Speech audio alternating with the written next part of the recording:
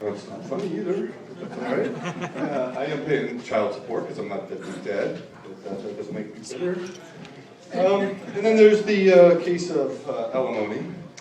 Well, I've learned a lot about myself being divorced. I've learned my laundry and I have a lot more in common than I ever thought. Either of us are getting done. Thank you. I didn't know if that was going to happen or not. So my friends come up to me and say, Chris, what the hell are you doing these days? And I look at them and say, I told you I'm divorced. What the hell do you think I'm doing? I'm working a second job.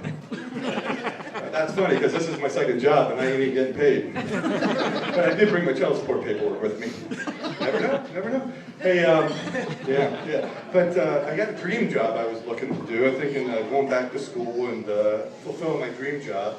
And what I would like to do is impact people's lives and make a difference and touch somebody, you know, be able to really make a difference in life. And I think I can best do that by counseling people. And I thought, well, a great place to do that would be at a camp, be like a camp counselor. And I think so, as the proverbial phrase goes, when I grow up, I want to be a camp counselor. So I'm looking for a lesbian nudist camp that I could counsel at, and I think that would work really well for me. So, you gotta have dreams, guys. We've heard it already tonight. Everybody's got that dream. So, but really what I do for a living now is I have a small handyman service. Pretty handy guy. I made some magnets for my van. It says a dad who fixes things. That's what I call my little business, a dad who fixes things. It's got a stick figure on there with a little guy holding a saw, my number underneath, slap those in the van, and I'm out doing stuff. Now, I specialize in lighting, specifically light bulbs, so if you need anything screwed, I am the guy to call. I'm talking about the light bulb. Relax over there, it's light bulbs. Don't flash the lights on me, please.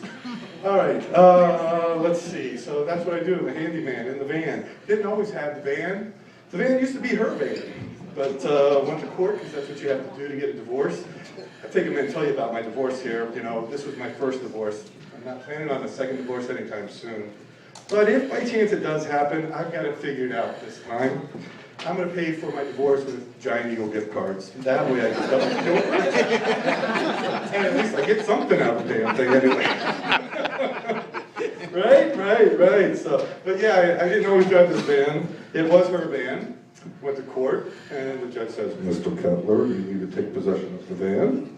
I'm like, no, Your Honor, I have a vehicle. That's her vehicle. We're just fine. He says, Mr. Ketler, you need to take possession of that van. And so I said, no, I don't really need the van. I've got a car. That's her car. Please approach the bench. So I go up and I talk to the judge, and when it's all done, it's all fixed, you know. He's a judge, smart guy. It's all done.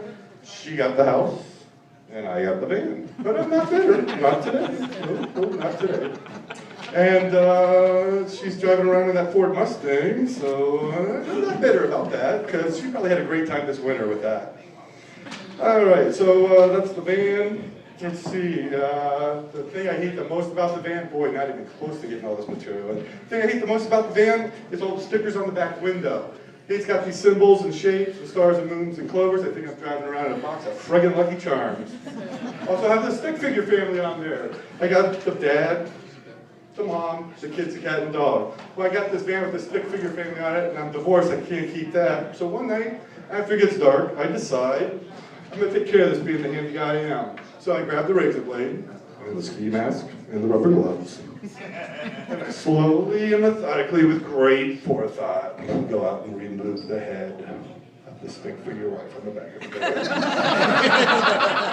Not bitter, I am not bitter. No. I didn't stop there. I then proceeded to remove the remaining body parts. And when I was done, I scattered them throughout the backyard. But I'm not bitter. No. And because I do watch CSI, I knew that afterwards I had to burn the ski mask and the rubber gloves. That's the right thing to do, right? Thanks. I didn't know if you hadn't watched that one. Let's see. So that was that. So now I think she's out of my life. It's all gone. Boy, I couldn't be further from the truth. People started asking me, Chris, you got the dad, the space, the kids, the cat, and the dog. But there's that space there between you and the kids.